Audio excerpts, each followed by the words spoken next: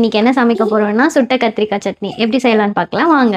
இன்னைக்கு சுட்ட கத்திரிக்காய் சட்னி செய்யறதுக்காக நான் பெரிய கத்திரிக்காய் எடுத்திருக்கேன். இதை ஆல்ரெடி கழுவி வச்சுருக்கேன். இப்போ இதில் 4 பக்கமும் கோடு போட்டுக்கலாம்.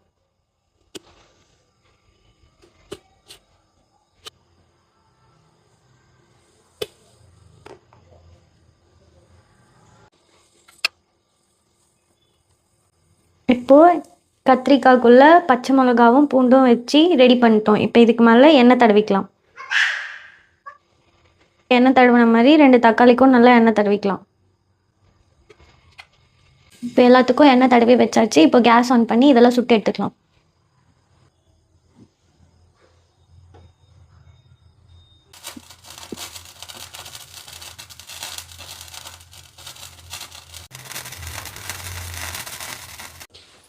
இப்போ கத்திரிக்காவை நல்லா எல்லா பக்கமும் திருப்பி வச்சு சுட்டு எடுத்துக்கலாம்.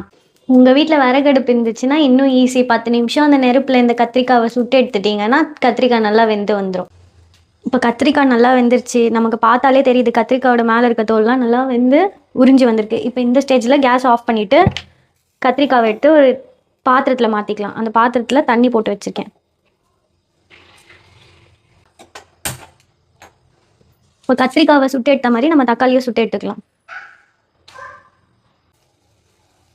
இப்போ தக்காளியை நல்லா எல்லா பக்கமும் சுட்டு எடுத்தாச்சு. இப்போ தண்ணியில் போட்டு வச்சுருந்த கத்திரிக்காயும் தக்காளியும் நல்லா ஆறிடுச்சு. இப்போ அதை எடுத்து தோல் உரிச்சிக்கலாம். இப்போ கத்திரிக்காயோட தோல்லாம் நல்லா உறிஞ்சி வருது பாருங்கள். நம்ம நல்லா சுட்டுருக்கோம்.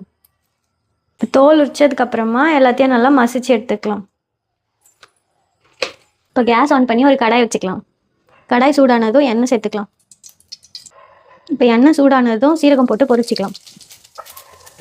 சீரகம் பொரிஞ்சதும் வெங்காயம் சேர்த்துக்கலாம். வெங்காயம் நல்லா இந்த ஸ்டேஜுக்கு வதங்கினதுக்கு அப்புறமா மசிச்சு வச்சிருக்க கத்திரிக்காய், தக்காளி, பூண்டு, பச்சை மிளகாய் எல்லாத்தையும் இதில் சேர்த்து வதக்கிக்கலாம்.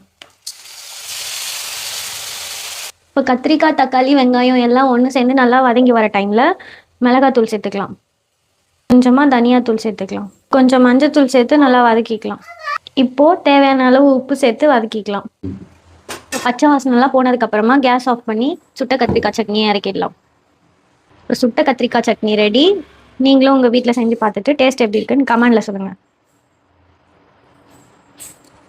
இந்த சுட்ட கத்திரிக்காய் சட்னியை சாதத்துக்கு துவையலாகவும் இட்லி, தோசை, சப்பாத்திக்கு சைட் டிஷ்ஷாகவும் வச்சு சாப்பிடலாம். டேஸ்ட் சூப்பராக இருக்கும்.